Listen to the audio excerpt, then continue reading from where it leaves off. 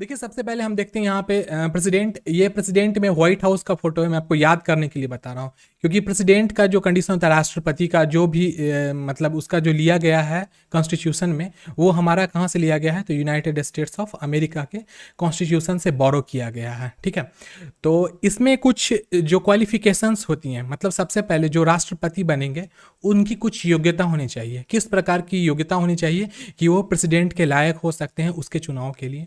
उसके बाद हम लोग पढ़ेंगे उनका शपथ, कि प्रेसिडेंट साहब जो शपथ लेते हैं उनको शपथ कौन ग्रहण करवाते हैं। साउंड कट हो रहा है, ठीक है, अभी साउंड सही है। आप देखिएगा, मैं माइक्रोफोन को थोड़ा ऊपर कर लिया हूँ। एक काम कीजिए बच्चों, कोई एक और बता दीजिए अगर साउंड में प्रॉब्लम है तो मैं देखूंगा। ठीक है, साउंड ठीक है, प्लीज बताइएगा। ओके ओके, थैंक यू जी, थैंक यू बच्चों। ओके, नेक्स्ट है हमारा कंडीशंस। कंडीशंस क्या, कि कौन कौन से कंडीशंस के कारण हमारे प्रेसिडेंट, जो हमारे राष्ट्रपति होते हैं, उनको अपने कार्यकाल में, मतलब वो ऑफिस जब से ज्वाइन करते हैं उस समय से निभानी पड़ती है। तो इसी चीज़ों को हम आज पढ़ने वाले हैं। आगे देखिए, इसमें सबसे पहले देखो, यहाँ इंग्लिश में लिखी रहेगी लेकिन मैं उसको आपको हिंदी में बताऊंगा। देखिए, कहने का अर्थ यहाँ पर क्या है, जो भी प्रेसिडेंट बनने वाले रहते हैं उनकी क्या क्वालिफिकेशन, उनकी क्या योग्यता होनी चाहिए, किस चीज़ के लिए, कि वो एलिजिबल हो, वो लायक हो किस चीज़ के लिए, तो इलेक्शन के लिए, जो कि किस रूप में होगा, एक प्रेसिडेंट के रूप में होगा। और उनके लिए क्या क्या योग्यताएं हैं हम उनको निम्न में देखेंगे। देखिए, सबसे पहला जो नियम होगा एक प्रेसिडेंट बनने के लिए, उनको क्या होना पड़ेगा, कि उनको हिंदुस्तान का सिटीजन होना पड़ेगा, मतलब हिंदुस्तान का उनको क्या होना पड़ेगा, नागरिक। अगर कोई व्यक्ति अमेरिका का रहने वाला है और वो चाहेगा हिंदुस्तान के प्रेसिडेंट बनने के लिए, वो बनना चाहेगा, तो वो नहीं बन सकता है। क्यों? क्योंकि उसको हिंदुस्तान की नागरिकता प्राप्त नहीं है। लेकिन अगर वो हिंदुस्तान की नागरिकता को प्राप्त कर लेता है तो वो प्रेसिडेंट के चुनाव के लिए खुद को नॉमिनेट करा सकता है और फिर उनकी इलेक्शन हो सकती है। देखो, ये सबसे पहला कंडीशन था हमारा, कि ही should be a citizen of India, मतलब उसको हिंदुस्तान का नागरिक होना पड़ेगा। दूसरा कंडीशन क्या है, he should have completed 35 years of age. देखो, दूसरी बात यह है कि उस व्यक्ति को, जो आदमी प्रेसिडेंट बनने के लिए खुद को बनाने के लिए जा रहा है इलेक्शन लड़ने के लिए, उसको कम से कम 35 साल की उम्र कंप्लीट कर लेना पड़ेगा। अगर वो 35 साल से कम है तो वो अपने आप को प्रेसिडेंट के लिए मतलब नॉमिनेट नहीं कर सकता है। देखिए, तीसरी नंबर हमारी कंडीशन क्या है, he should be qualified for election as a member of Lok Sabha. और उनको क्या होना चाहिए, लोकसभा जो होता है हमारा, ठीक है, लोकसभा के मेंबर के रूप में क्वालिफाइड होना चाहिए। देखिए, अभी क्या, एक बात बताता हूं आपको, हमारी जो कॉन्स्टिट्यूशन है उसमें एक बात लिखी गई है कि जो भी व्यक्ति प्रेसिडेंट बनने वाला रहेगा उसको कम से कम उनके अंदर में वो क्वालिफिकेशंस होने चाहिए जो एक लोकसभा के मेंबर को मिलनी चाहिए, जो लोकसभा के मेंबर की होनी चाहिए, वो क्वालिफिकेशन उनके पास होनी चाहिए। क्वालिफिकेशन क्या क्या होती है, कि उनके पास क्या क्या है, वो मैं आपको आगे बताता हूँ। देखो, he shouldn't hold any office of profit under the union government of state government. दूसरा कंडीशन क्या है, कि अगर वो व्यक्ति मतलब यूनियन गवर्नमेंट में या स्टेट गवर्नमेंट में, यूनियन मतलब हो गया हमारा सेंटर में, यूनियन कहाँ हो जाएगा हमारा, सेंटर में, और स्टेट गवर्नमेंट मतलब क्या हो गया, ये हो जाएगा हमारा राज्य में, तो वहाँ पे कोई ऑफिस ऑफ प्रॉफिट नहीं होना चाहिए।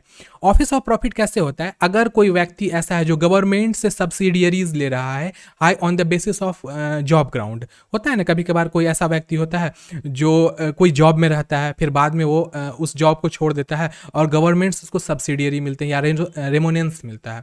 सब्सिडियरी और रेमोनेंस क्या होता है, कि जैसे कि बाय द वे कोई काम कर रहे हैं, कोई नौकरी कर रहे हैं, उनको उस नौकरी से या तो मतलब खुद से वो अपने आप को बाहर निकाल लेते हैं, उनको रेजिग्नेट कर देते हैं।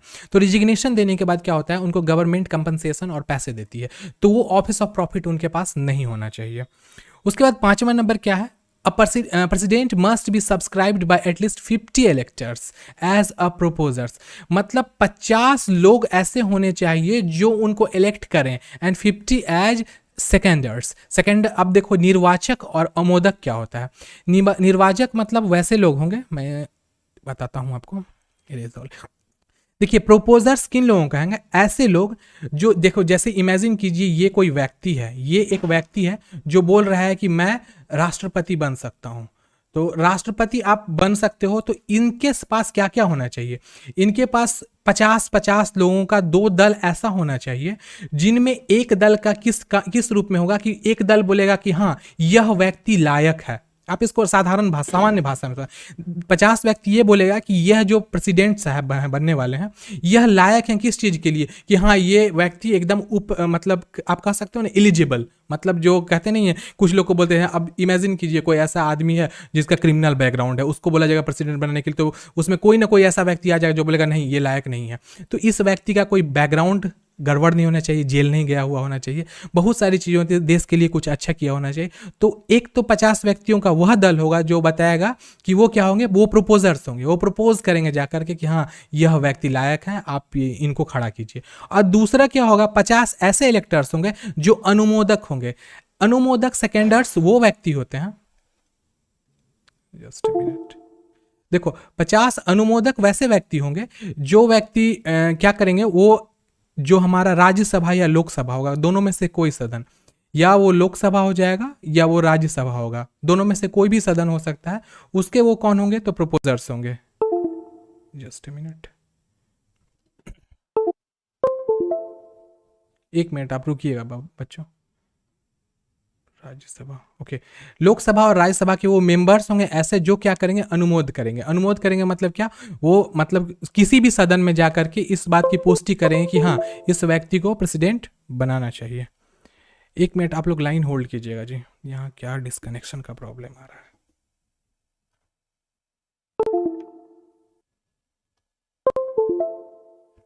ओके, ये था हमारा क्या, तो योग्यता। नेक्स्ट स्लाइड पे आते हैं हम लोग, योग्य, जब हमारा नेक्स्ट स्लाइड में हम लोग समझेंगे क्या, शपथ को।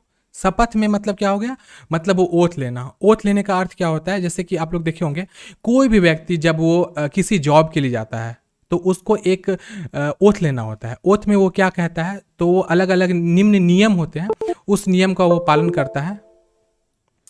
एक मिनट रुकना आप, यहाँ पे कुछ प्रॉब्लम आ रही है मेरे स्ट्रीम में। ओके कोई नहीं, ठीक है, वो क्या क्या है हम उसको देखते हैं। देखिए सबसे पहला क्या है, बिफोर एंटरिंग हिज ऑफिस, जैसे कि कोई व्यक्ति अगर इमेजिन कीजिए उनको मतलब वो चुन लिए गए किस रूप में, प्रेसिडेंट के रूप में, राष्ट्रपति के रूप में उनका चयन हो गया। तो जब वो ऑफिस में मतलब अपने ऑफिस का अधिग्रहण करते रहेंगे, मतलब वहां पे जाकर के अपने आप को नियुक्ति कराते रहेंगे, उस समय the president has to make and subscribe to an oath, उस समय उनको एक कसम खाना पड़ेगा। उनको क्या करना पड़ेगा, उनको कसम खाना पड़ेगा। एक मिनट बच्चों रुकिएगा थोड़ा सा, डिस्कनेक्शन हो रही है, एक मिनट लाइन होल्ड करना आप।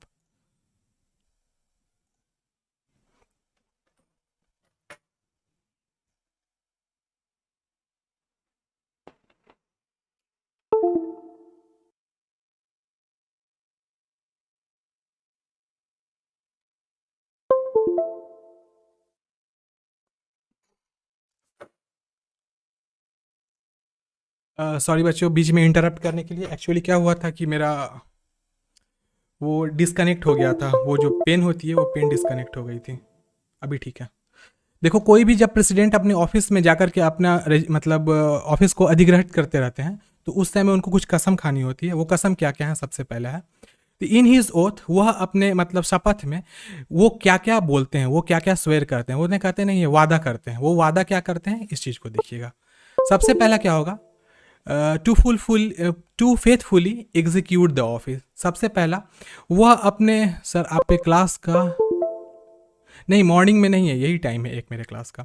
To faithfully execute the office, सबसे पहला क्या होगा कि उनका जो ऑफिस होगा उसमें वो ईमानदारी से अपनी मतलब अपना काम करेंगे, पूर्णतः ईमानदारी से। वो कभी भी अपने राष्ट्र के लिए या फिर अपने लोगों के लिए कभी भी वो बेईमानी नहीं करेंगे।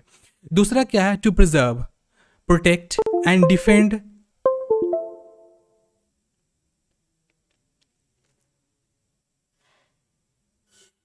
To preserve, protect and defend the constitution and law. दूसरा क्या होगा, वो सबसे पहले क्या करेंगे,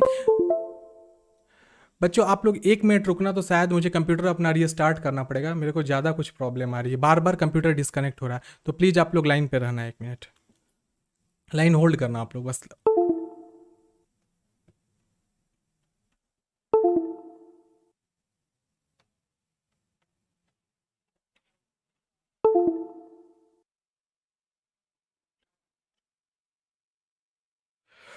ओके उसके बाद क्या है, to preserve, protect and defend the constitution and the law.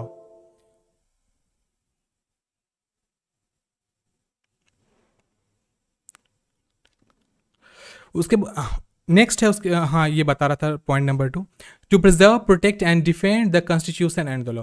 देखो उनका दूसरा कसम क्या होगा कि वो कॉन्स्टिट्यूशन का, जो हमारा कॉन्स्टिट्यूशन है, कॉन्स्टिट्यूशन आप लोग जाते हैं संविधान, संविधान के जो भी संविधान को, और लॉ, लॉ का मतलब क्या होता है, विधि, उसको वो क्या करेंगे, सबसे पहले बचा के रखेंगे। मतलब उसमें ऐसा कोई व्यक्ति आ जाए जो संविधान का उल्लंघन करना चाहे तो वो नहीं करने देंगे। दूसरा क्या, हमारी संविधान को वो सुरक्षित रखेंगे। सुरक्षित मतलब किन चीज़ों से, जैसे ही कोई ऐसे लोग होते हैं जो वो चाहेंगे संविधान को संपूर्ण रूप से बदलना, तो वो उसको सुरक्षा देंगे, साथ में उसका बचाव करेंगे। बचाव करेंगे उस चीज़ से कि जैसे अगर हमारे पास का कोई दूसरा कंट्री है या फिर कोई दूसरा कंट्री के संविधान वाले लोग चाहेंगे कुछ चेंजेस करना, तो वो उस प्रकार से उसका बचाव करते हैं।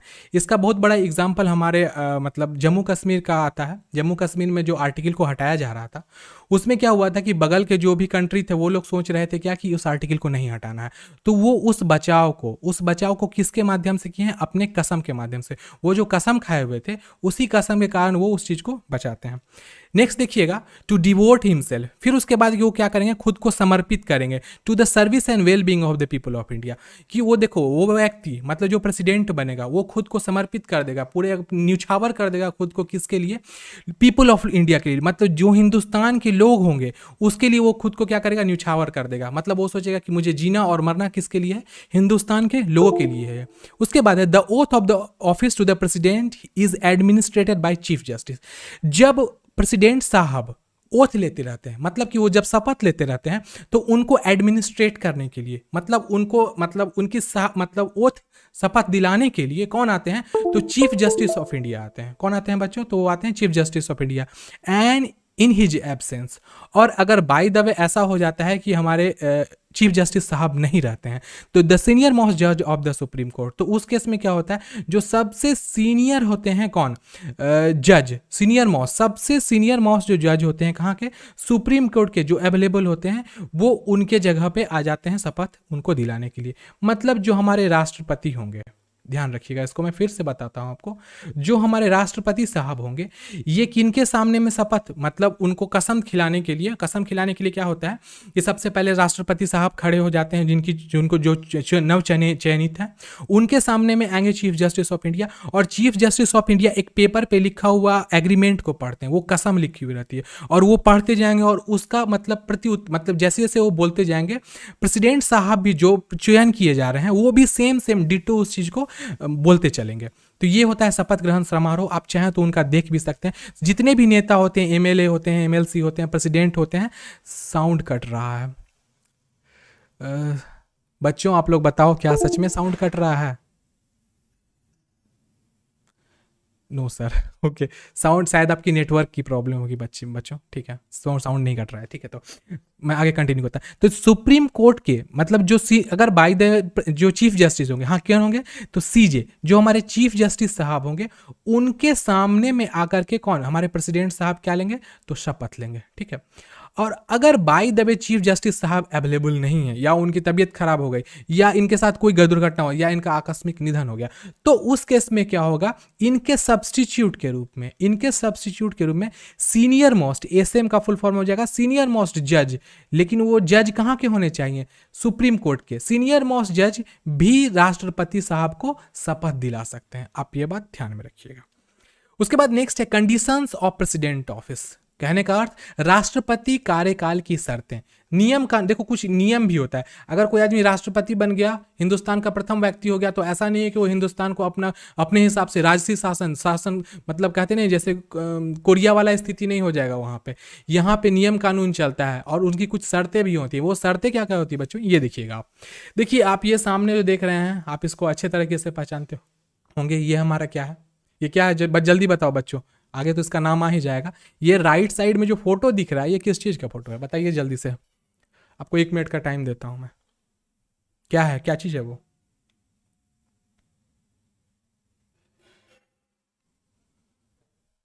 हाँ सही है, एक बच्चे का सही जवाब आया। आगे बताइए, कोई और, एक और बच्चा बता दो। आरबी का फुल फॉर्म बता दो कोई आदमी जी। तो सब आरबी आरबी बोल रहे हैं। आरबी तो राष्ट्रभाषा भी हो जाएगी। बताओ वो क्या, फुल फॉर्म बताओ उसका। अरे हाँ, शुरुआत में तो बताया कौन था सा? ना, बोल क्या क्या, बोलिए फिर से बोलिए।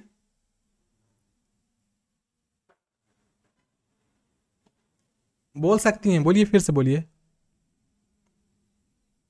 सर राष्ट्रपति भवन। एकदम सही है, आपका जवाब सही है, राष्ट्रपति भवन। रूपा आप भी सही कह रही हैं। ये जो सामने हमारा है राष्ट्रपति भवन है। आप इस इमेज को जब भी 15 अगस्त और 26 जनवरी होता है तो इसके सामने परेड होता है, और ये राष्ट्रपति साहब का भवन है, और यहीं से वो साहब परेड को देखते हैं। ठीक है, चलिए, यहाँ the constitution lays down the following condition for the president's office. मतलब जो हिंदुस्तान का संविधान है वो कुछ स्पेशल राष्ट्रपति के कार्यकाल के लिए शर्तें बना के रखा हुआ है। वो शर्तें क्या क्या है? सबसे पहला, देखो, अगर कोई आदमी राष्ट्रपति के लिए चयनित किया जा रहा है तो उसको कुछ शर्त निभाना पड़ेगा। उसका पहला शर्त है, he should not be member of either house of parliament और a house of state legislature. देखो, जो हमारा पार्लियामेंट होता है इसके दो सदन होते हैं, आपको पता होगा, राज्यसभा, लोकसभा। इस दोनों में से उसको किसी का भी मेंबर नहीं होना चाहिए। अगर वो मेंबर रहेगा तो वो एलिजिबल नहीं रहेगा। उसके बाद क्या है, और house of state legislature. State legislature का मतलब क्या? राज्य का जो विधान मंडल होता है वहां का भी उसको वो मेंबर नहीं होना चाहिए। दूसरा है, he shouldn't hold any other office of profit.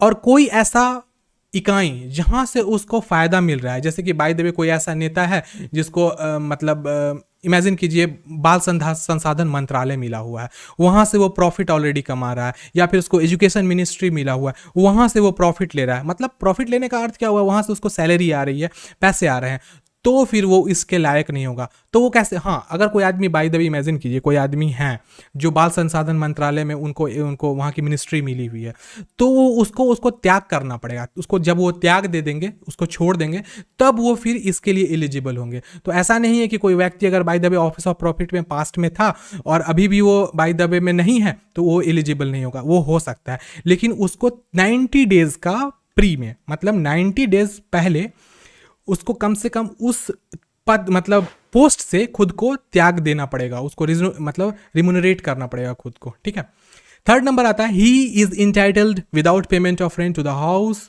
To payment to the use of official resident the Rashtrapati Bhavan. तो बाबू, ये जो हमारा सामने में आप लोग देख रहे हो राष्ट्रपति भवन है, तो ये राष्ट्रपति भवन हमारे राष्ट्रपति साहब का ऑफिस भी होता है, उनका घर भी होता है, उनकी सुरक्षा के लोग भी यहाँ रहते हैं, लोकसभा राज्यसभा भी यहीं चलता है, और उसके साथ साथ में बहुत सारे यहाँ पर ऐसे ऑफिसेज होते हैं जैसे raw, research and analysis wing, CID मतलब क्रिमिनल इन्वेस्टिगेशन डिपार्टमेंट, जितने भी होते हैं उस प्रकार के बहुत सारा ऐसा भी है, जैसे कि आप देखते हो आईटीबीपी हुआ, ये सब के ऑफिस भी हमारे राष्ट्रपति भवन के ही अंतर्गत होते हैं। फिर हमारा यूपीएससी का जो ऑफिस, यूपीएससी जो होता है सिविल सर्विसेज का एग्जामिनेशन, इसका भी ऑफिस हमारा राष्ट्रपति भवन के ही अंतर होता है। तो यहाँ पे कहा गया कि जो हमारे राष्ट्रपति बनेंगे उनको क्या, उनको इसी घर में, ये जो आरबी है राष्ट्रपति भवन, यहां उनको बिना रेंट के घर दिया जाएगा। मतलब उनको 1 रुपया रेंट नहीं लगेगा, to the use of official residence, और वो उसका इस्तेमाल ऑफिस के साथ साथ रहने के लिए भी समान रूप से कर सकेंगे। उसके बाद क्या है, he is entitled to such emoluments, allowance and privilege as may be determined by parliament. और पार्लियामेंट ने एक प्रेसिडेंट के लिए जिस प्रकार की परिलब्धियों को, भत्तों को और विशेषाधिकारों को प्रदान करता है प्रेसिडेंट को, वो सारा उनको मिलेगा। अब आपको मैं बताता हूं कुछ ऐसी कंडीशंस जो आपको समझ में आएगी कि प्रेसिडेंट क्यों पावरफुल होता है। देखिए, समझ उसके इस चीज को मैं आगे वाले कंटेंट में क्लियर करूंगा, वो आपको मैं आगे बताता हूं। उसके बाद क्या, हिज इनोमिनेंस and allowance cannot be diminished during the term of office. और जब तक वो ऑफिस को ज्वाइन किए हुए रहेंगे, कौन, हमारे राष्ट्रपति साहब जब तक ऑफिस को ज्वाइन किए रहेंगे तब तक उनको किसी प्रकार की परिलब्धियों से या भत्तों से वंचित नहीं किया जा सकेगा। अगर प्रेसिडेंट साहब की सैलरी 5 लाख रुपए है तो प्रेसिडेंट साहब की सैलरी किसी भी हालत में, चाहे क्यों नहीं फिनेंशियल इमरजेंसी लग जाए, फिर भी प्रेसिडेंट साहब का सैलरी को कम नहीं किया जाएगा। मैं आपको बता देता हूं, फिनेंशियल इमरजेंसी एक ऐसी इमरजेंसी होती है जिसमें देश में कार्यरत जितने भी लोग होते हैं उनके सैलरी में से 30% से 40% तक काट लिया जाता है। इस बार के लॉकडाउन के टाइम में यह परिस्थिति आ गई थी कि फिनेंशियल इमरजेंसी लग सकती थी, लेकिन हमारे हिंदुस्तान की जो फिनेंशियल इकोनॉमिक कंडीशन है वो बहुत ही ज़्यादा स्टेबल है, इसीलिए इस बार कोरोना के होने के कारण भी, लॉकडाउन के कारण भी फिनेंशियल इमरजेंसी नहीं लगी। तो अभी तक वैसे बता दूं, एक बार ही फिनेंशियल इमरजेंसी नहीं लगी है हमारे हिंदुस्तान में। वो 3 इंपॉर्टेंट आर्टिकल है, वो इमरजेंसी के अंतर्गत पढ़ने वाले हैं, ठीक है। तो आप ये पता चल गया उनके जो भत्ता होता है, परिलब्धियां होती है। देखिए बताता हूँ, प्रेसिडेंट साहब को एक स्पेशल जेड क्लास का सिक्योरिटी मिलता है, वो सिक्योरिटी भी उनसे नहीं ली जा सकती है। प्रेसिडेंट साहब के लिए स्पेशल गाड़ियाँ आती हैं, मैं आपको बताता हूँ। प्रेसिडेंट साहब हमारे हिंदुस्तान में BMW नाम की एक ब्रांड है ये, और उसके साथ साथ रोल्स रॉयस उनकी प्राइवेट गाड़ी होती है जब वो कहीं ऑफिस से मीटिंग वगैरह पे जाते हैं तो उसके लिए। लेकिन BMW उस समय में इस्तेमाल की जाती है जब वो मीटिंग के लिए, ऑफिस की मीटिंग के लिए जाते हैं।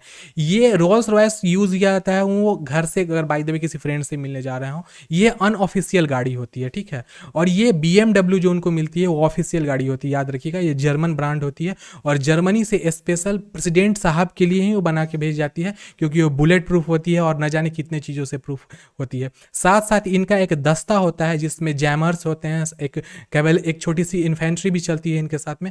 तो आप ये सब चीज़ अगर देखना चाहते हो तो जिस टाइम में 15 अगस्त और 26 जनवरी का परेड होता है उस समय आप जरूर देख सकते हो। वैसे ये क्वेश्चन नहीं बनता है, वैसे मैं बताया था BMW पे ही हमारे प्रेसिडेंट साहब चढ़ते हैं, आपको पता होना चाहिए ये चीज़। नेक्स्ट है हमारा टर्म, इम्पीचमेंट एंड वैकेंसी। सबसे पहला क्या, प्रेसिडेंट साहब का टर्म कितने दिन का होगा, वो कितने दिन तक काम करेंगे, उन पे महाभियोग कैसे लगता है, और उनकी रिक्ति जो वैकेंसी होती है वो कैसे फुलफिल की जाती है, पूरी करी जाती है। इसको इस वाले स्लाइड में हम लोग पढ़ते हैं।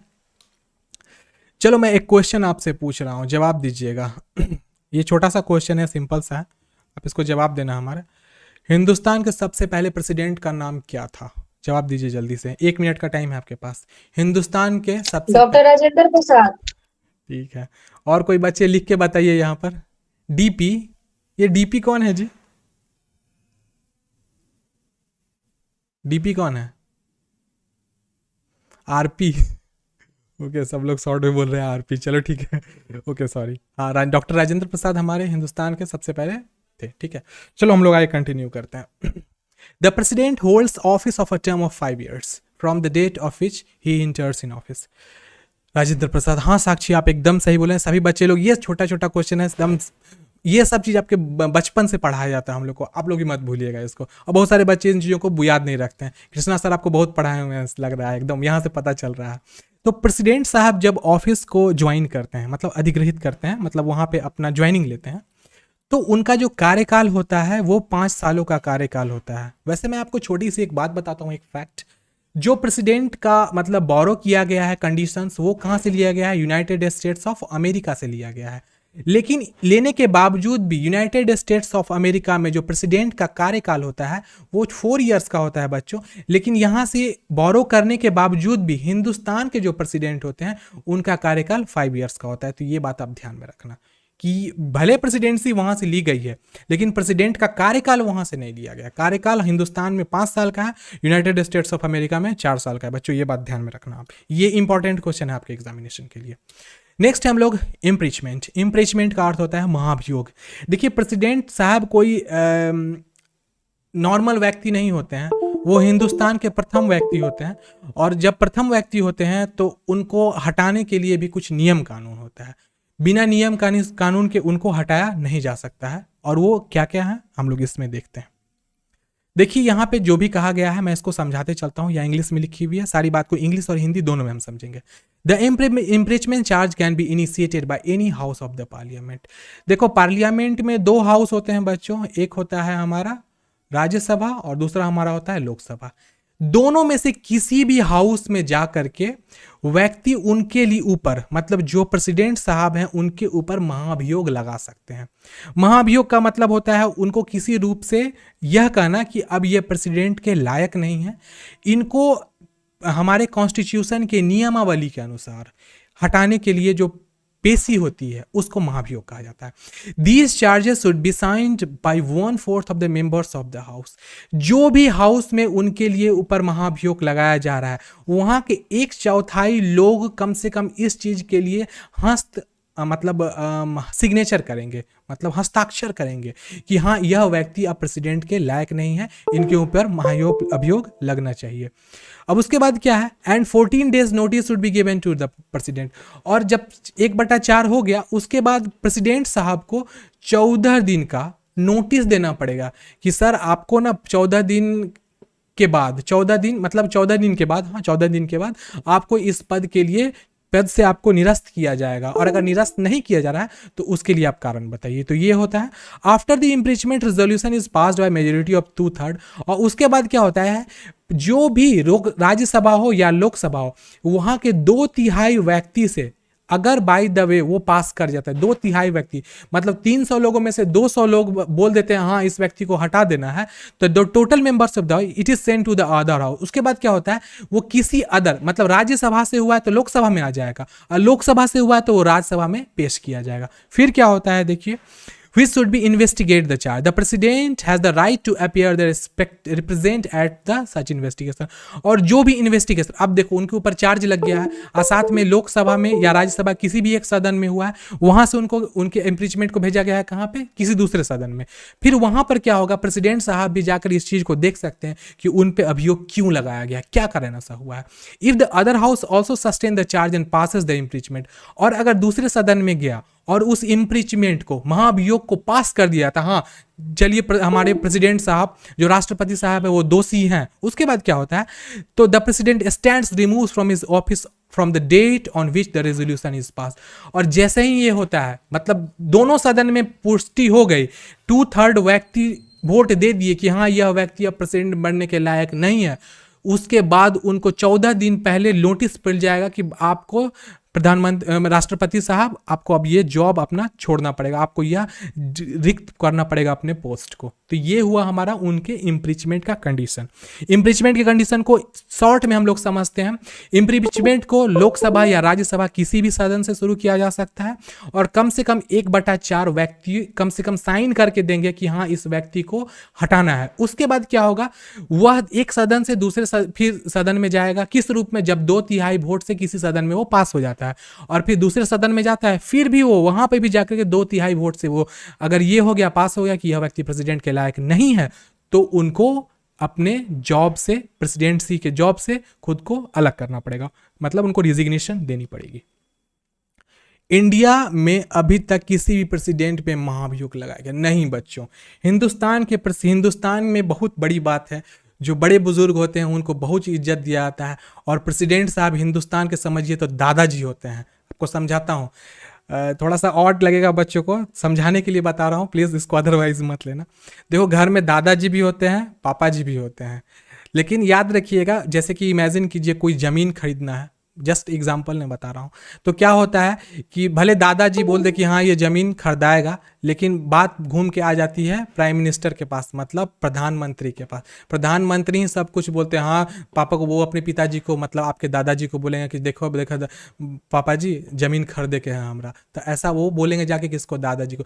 फिर जब ज़मीन खरीदाने की बात आएगी तो वो किन के नाम पे खरीदाएगा, दादाजी के नाम पे खरीदाता है। इसलिए याद रखिएगा दादाजी सर्वोपरि होते हैं, और उसी प्रकार से प्रेसिडेंट भी एक मुल्क का, मतलब हमारे मुल्क का सर्वोपरि होता है, और किसी भी प्रेसिडेंट पे आज तक महाभियोग नहीं लगा है, क्योंकि थोड़ा हम लोग ना इज्जत देते हैं यार बड़े बुजुर्ग को, समझिएगा इस चीज़ के लिए, इसीलिए हमारे हिंदुस्तान में ये कभी नहीं आज तक हुई है।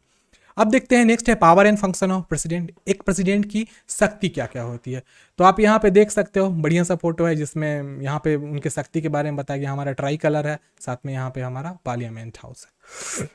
देखिए उसके बाद हम लोग देखते हैं ओके, अब यहाँ पे क्या है देखो बच्चों, ये कहा गया है पावर्स ऑफ द प्रेसिडेंट। यहाँ पे शक्तियां प्रेसिडेंट साहब के पास कौन कौन सी होती है, हम इसको यहाँ पे समझने वाले हैं। देखिए सबसे पहले हम लोग लेफ्ट से राइट में आएंगे, ठीक है। सारे का सारा जितने भी पावर्स यहाँ पे अलग अलग करके बनाए हुए हैं, इन सभी पावरों को हम समझें उससे पहले मैं आपको बता देता हूँ कि ये इंग्लिश में लिखा हुआ है, सारे के सारे पावर को हम इंडिविजुअली एक एक करके अलग अलग समझते हैं। सबसे पहले देखो, इसका हिंदी मेरे को नहीं करने आया क्योंकि जगह नहीं था, नहीं तो कर देता मैं। देखिए सबसे पहला पावर, उनके पास कितने पावर होते हैं, तो 3 3 6 3 3 9 1 10 पावर है। कौन कौन? सबसे पहला एग्जीक्यूटिव पावर, उसके बाद आता है लेजिस्लेटिव पावर, उसके बाद financial power, judicial power, diplomatic power, military power, emergency power, veto power, ordinance power और पार्डनिंग पावर। ये सारे पावर्स को हम लोग अभी आगे कंटिन्यू करने वाले हैं। तो चलिए हम लोग पावर्स को देखते हैं प्रेसिडेंट साहब का। देखिए सबसे पहला है हमारा एग्जीक्यूटिव पावर। एग्जीक्यूटिव पावर का मतलब क्या होता है बताता हूँ। The executive power and function of the president क्या क्या है, देखिए जो कार्य एग्जीक्यूटिव एक्शन मतलब होता है कार्यकारिणी शक्ति। देखिए उनके पास क्या होता है, all execution actions of the government of India is formally taken in his name. जितने भी एग्जीक्यूटिव एक्शंस होते हैं वो किनके नाम पे लिए जाते हैं, तो हमारे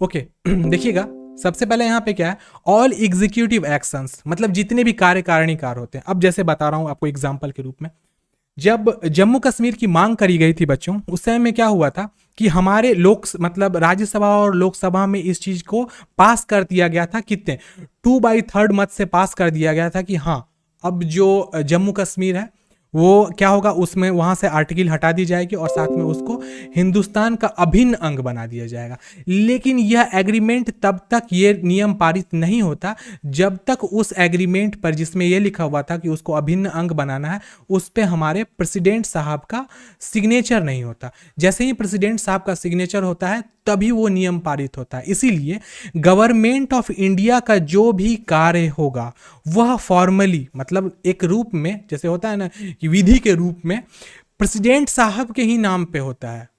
अब बाय द वे इमेजिन करो बिहार को हिंदुस्तान से अलग करना होगा तो भाई कोई नेता या फिर हमारे प्राइम मिनिस्टर साहब उसको अलग नहीं कर देंगे।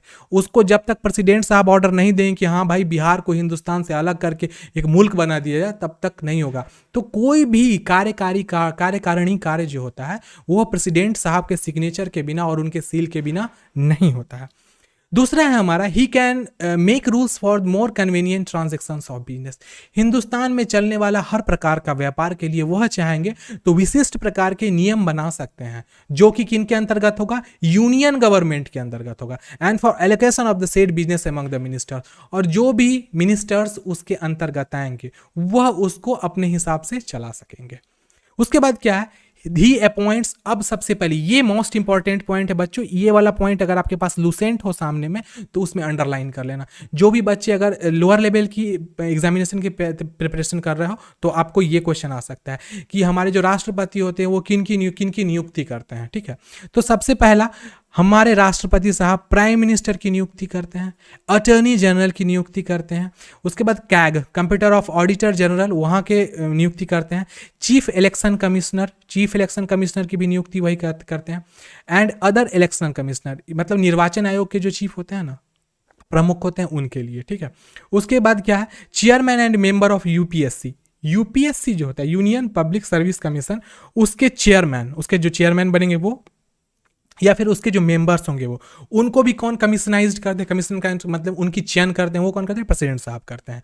उसके बाद क्या है, जितने भी गवर्नर होते हैं उनको भी शपथ कौन दिलाते हैं, हमारे प्रेसिडेंट साहब ही दिलाते हैं। And the chairman and the member of finance commission, और साथ में अंत में क्या आता है, जो हमारा मॉनेटरी डिपार्टमेंट है मतलब धन विधेयक वाला डिपार्टमेंट, फिनेंस कमीशन है, उसके भी चेयरमैन और उसके मेंबर्स को भी कौन नियुक्त कराते हैं, तो हमारे प्रेसिडेंट साहब ही कराते हैं। ये बात ध्यान रखिए।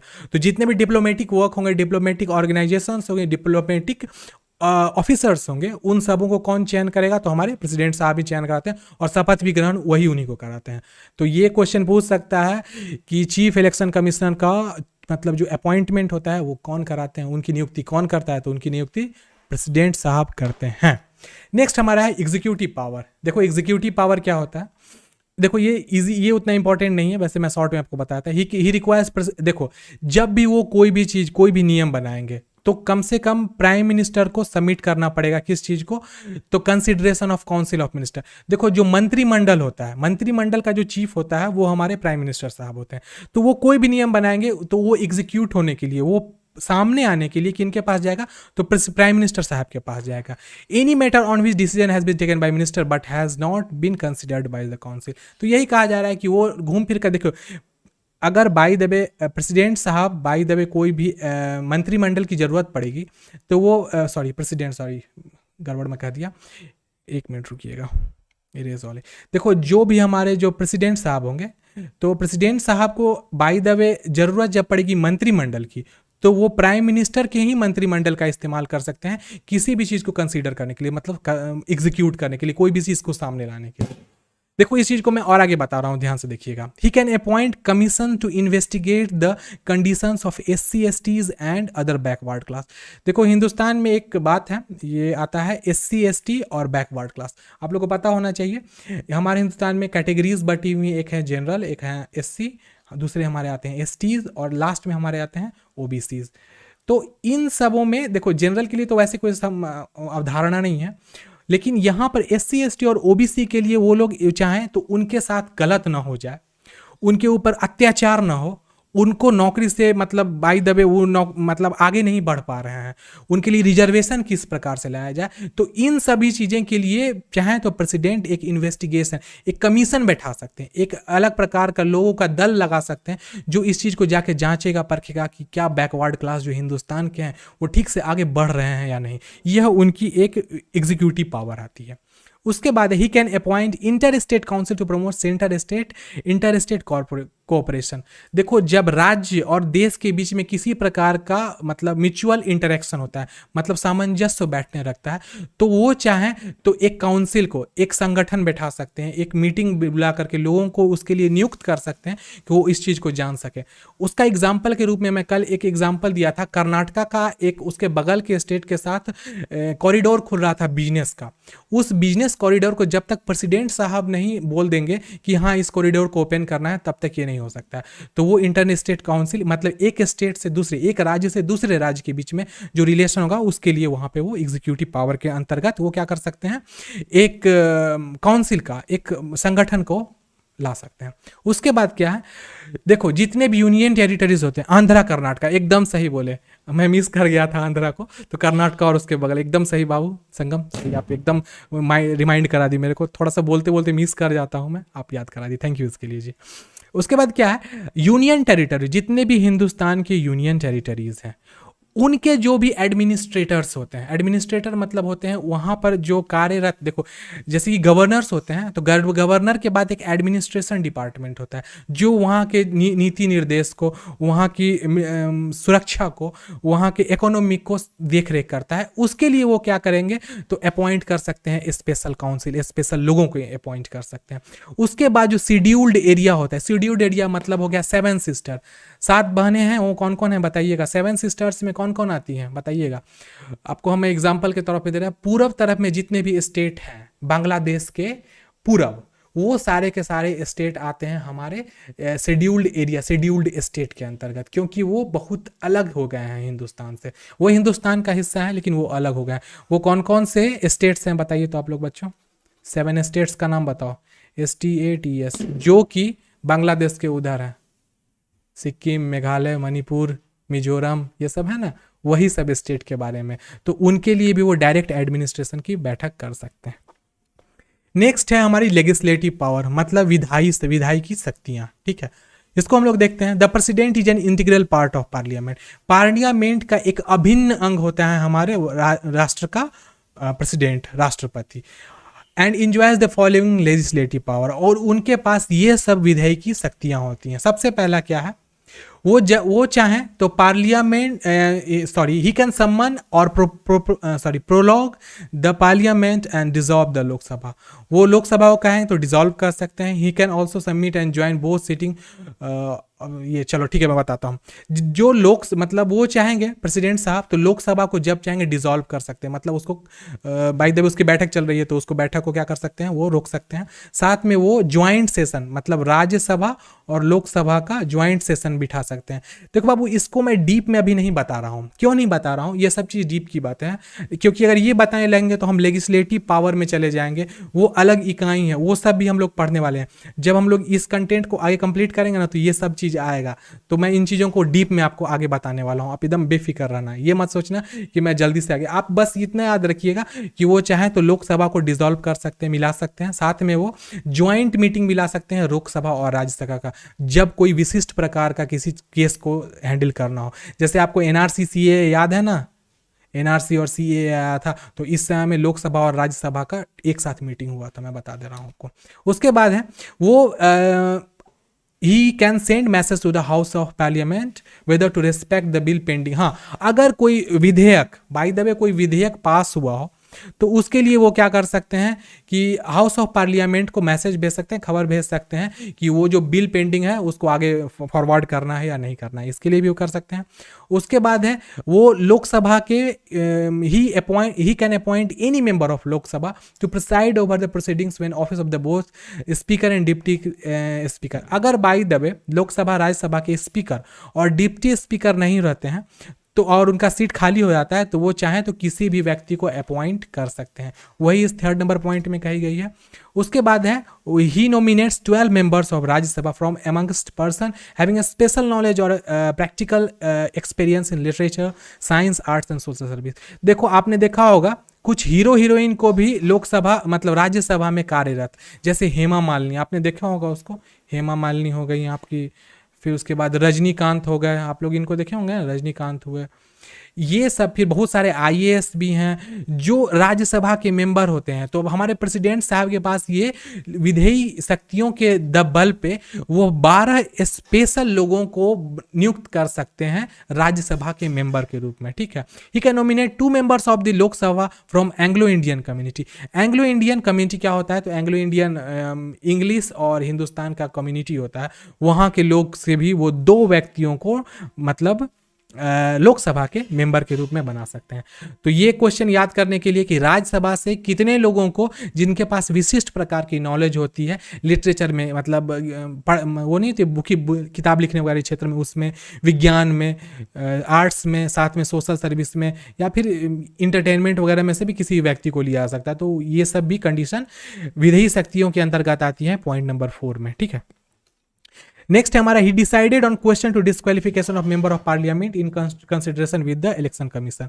देखो इलेक्शन कमीशन से की मदद लेकर के वो चाहें तो डिस्क्वालीफाई कर सकते हैं किसी भी मेंबर ऑफ पार्लियामेंट को। अगर कोई एमपी, इमेजिन कीजिए कोई फलानवा पार्टी का कोई एक एमपी है, वो कुछ गलत तरीके से अपने आप को जिता रहा है बार बार, तो वो इलेक्शन कमीशन मतलब जो चुनाव आयोग है हमारा, वहां से इस बारे में जानकारी इकट्ठा करेंगे क्या सच में ये व्यक्ति बेईमानी कर रहा है, और अगर ऐसा पकड़ा जाता है कि हाँ ये व्यक्ति बेईमानी कर रहा है तो वो चाहे तो उसको डिस्क्वालीफाई कर सकता है। और डिस्क्वालिफिकेशन का मतलब क्या होगा, उसका एमपी का पोस्ट हट जाएगा, साथ में वो कोई भी चुनाव में आगे 2-3 साल तक के लिए काम नहीं कर पाएगा। वैसे मैं आपको बताता हूँ, कोई भी एमपी को हटा दिया जाता है तो उनको जिंदगी भर के लिए नहीं हटाया जाता है, क्योंकि ये राजनीति है बाबू। राजनीति में सबका पेट एक मिला हुआ रहता है, बोलना नहीं चाहिए सब बात, लेकिन सबका पेट एक मिला रहता है। वो लोग डिस्क्वालीफाई तो करेंगे, लेकिन ऐसा नहीं कि उनको जिंदगी भर के लिए जेल में डाल दो भाई।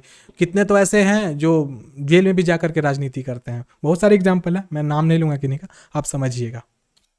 नेक्स्ट हमारा हिज प्रेरियर रिकमेंडेशन और permission is needed to introduce certain type of bill. जो भी विधेयक आता है, जैसे धन विधेयक हुआ या फिर कोई भी विधेयक होता है, ये सबसे पहले हमारे प्रियर, सबसे पहले किनके पास आता है, प्रेसिडेंट साहब के पास आता है, उसके बाद ही वो पास होता है।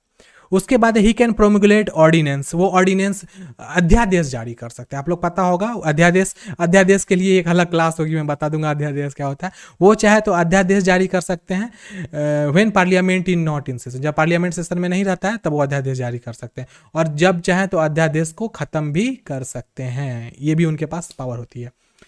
उसके बाद नेक्स्ट आती है हमारी फिनेंशियल पावर, वित्तीय शक्तियाँ। आप देख सकते हो यहाँ पे फिनेंशियल पावर प्रेसिडेंट की क्या क्या है, मैं उसको क्लियर करने वाला हूँ।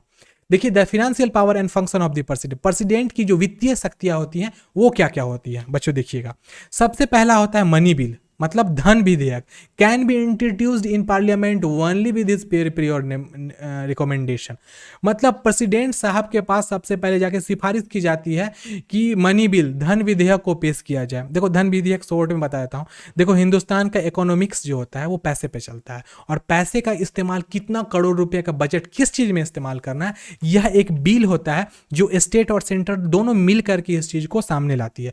तो बच्चों मैं एक बात बताता हूँ, इमेजिन कीजिए दिल्ली सरकार का जो चलाने के लिए जरूरत पड़ती है 7,800 करोड़ रुपए की जरूरत पड़ती है, तो वो सारा अपने जेब से नहीं निकाल सकता है। तो उसके लिए जो लोग टैक्स देते हैं वो टैक्स जाता है सेंट्रल गवर्नमेंट के पास, और सेंट्रल गवर्नमेंट उसमें से 28% या 30% ही दिल्ली को देती है, मतलब मेंटेन करने के लिए। तो आप समझिएगा वही धन विधेयक होता है। मतलब जो पैसे का डिमांड स्टेट के द्वारा या सेंटर के द्वारा या किसी मिनिस्ट्री के द्वारा, चाहे वो डिफेंस मिनिस्ट्री हो, चाहे वो फिनेंस मिनिस्ट्री हो या फिर रेलवे मिनिस्ट्री हो, तो उसके लिए धन विधेयक होता है। तो धन विधेयक हमारे प्रेसिडेंट साहब के पास पूर्व सिफारिश में जाता है और तब वो सिग्नेचर करते हैं, हाँ इसको पास करना है, तभी वो पास होता है। लेकिन उससे पहले वो लोकसभा राज्यसभा भी पास करती है, उसके बाद प्रेसिडेंट साहब के पास आती है। नेक्स्ट हमारा क्या, नो डिमांड और grant can be made except on his recommendation. अगर कोई स्टेट ज्यादा डिमांड कर देगा तो उनकी डिमांड भी, मतलब नो डिमांड, कोई डिमांड को पूर्ति नहीं की जाएगी एक्सेप्ट ऑन हिज रिकमेंडेशन, जब तक वो खुद नहीं बोल दे कि हाँ इसको देना है। मतलब उनकी मतलब मंजूरी जरूरी होती है। उसके बाद है he can make advances out of contingency fund in India to meet an unforeseen expenditure.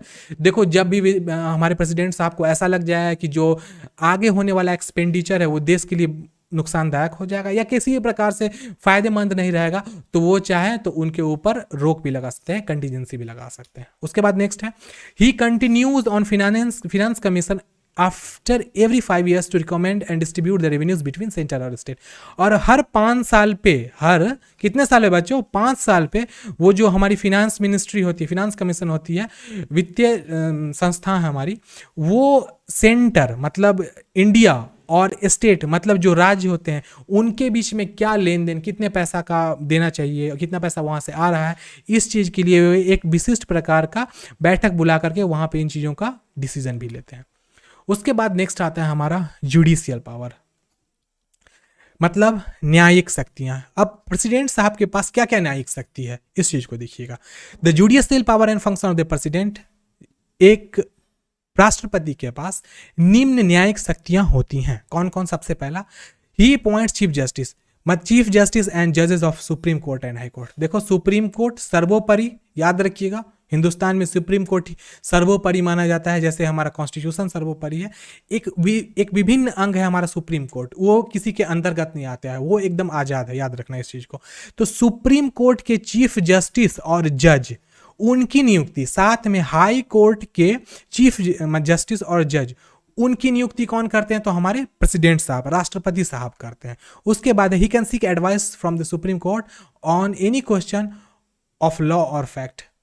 हमारे प्रेसिडेंट साहब चाहें तो आर्टिकल 143 के तहत, हाँ 143 के तहत वो जा करके सुप्रीम कोर्ट से किसी प्रकार का भी एडवाइस ले सकते हैं कि क्या करना है भाई, एक्चुअली ये जो नियम पारित हो रहा है वो सही है या नहीं है। इस चीज़ को वो कहाँ जाएंगे, तो आर्टिकल 143 के तहत वो सुप्रीम कोर्ट से जा करके किसी प्रकार का राय मशवरा ले सकते हैं। नेक्स्ट है हमारा ही कैन ग्रांट पार्डन। जैसे कि अब क्या होता है ना, अब आपने देखा होगा कभी कभार कि कोई व्यक्ति ऐसे हो जाते हैं जो बहुत बड़ा हाइनियस क्राइम करते हैं, बहुत ही खतरनाक वाला क्राइम कर दिए, किसी का मर्डर कर दिए, किसी का एक्सटॉर्शन कर दिए, या फिर कुछ ऐसा कर दिए जो प्राकृतिक नहीं हो, बहुत ही गलत हो, तो उसके लिए वो चाहे तो पार्डन, क्षमा दे सकते हैं, रिप्रीव आगे की ओर बढ़ा सकते हैं, रिस्पाइट खंडन कर सकते हैं, रिमिशन ऑफ पनिशमेंट उनके पनिशमेंट को, जो उनको सजा मिली है उसको बदल सकते हैं, सस्पेंड रोक सकते हैं, रिमिट दोबारा उसको सोचने के लिए वो सदन में डाल सकते हैं, या कम्यूट या फिर उसको वो आगे भी बढ़ा सकते हैं,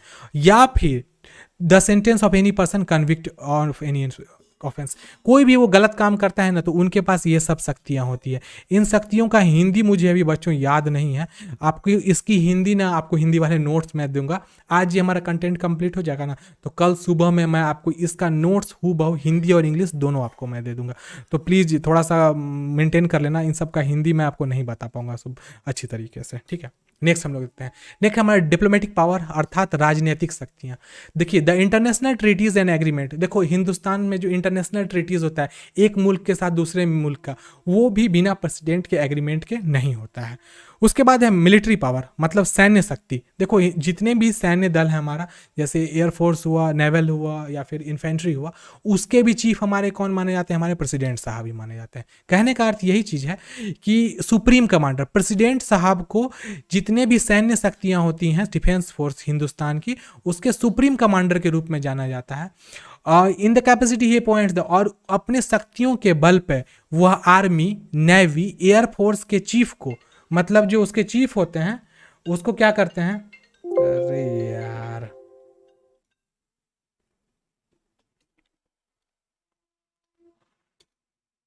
रुकिएगा जी, कहाँ चला गया।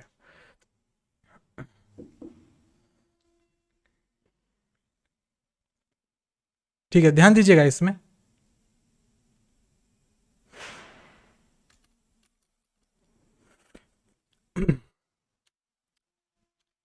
ओके, क्या होगा कि आर्मी, नेवी और एयरफोर्स, उसके जो चीफ होते हैं, उसके जो प्रमुख होते हैं, उनको भी अपॉइंट कौन करते हैं? तो हमारे प्रेसिडेंट ही करते हैं।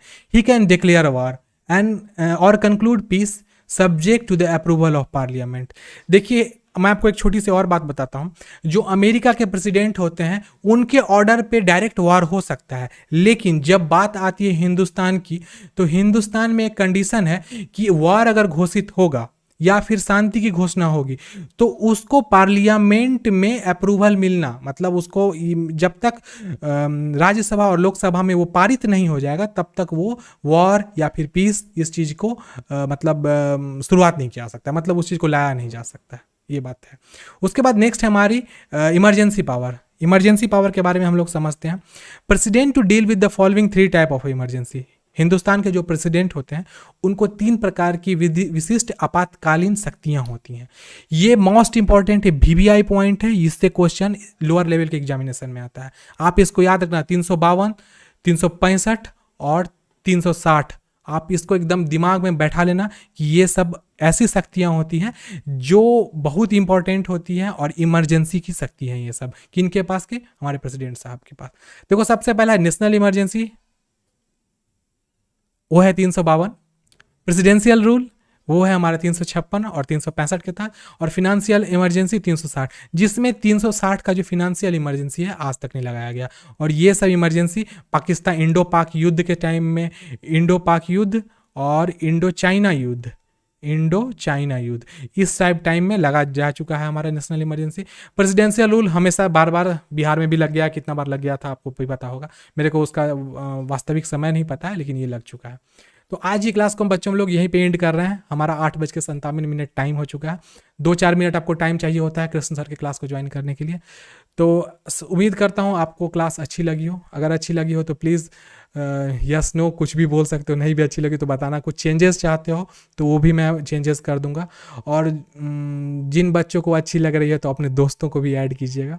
मैं आपको अपना यूट्यूब का चैनल भी दे दूंगा। अगर आपको क्वालिटी अगर यहाँ पर टीचमेंट पे अच्छी नहीं लगती है बच्चों, तो आप यूट्यूब पे भी जा करके हमारे कंटेंट को 1080p में स्ट्रीम करके कभी भी देख सकते हैं, ठीक है।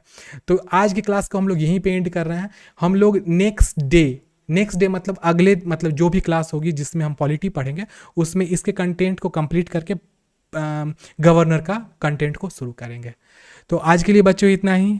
आज हम अपनी क्लास को यहीं एंड करते हैं और आप लोगों को छोटी दिवाली मुबारक हो। जाओ, 10 बज जाएगा, तब तक 10 बजे जाकर के थोड़ा बहुत देख लेना, आप लोग मस्ती कर लेना, ठीक है। आज के लिए इतना ही। नेक्स्ट क्लास में मिलते हैं, तब तक के लिए bye bye, take care and stay blessed, peace out.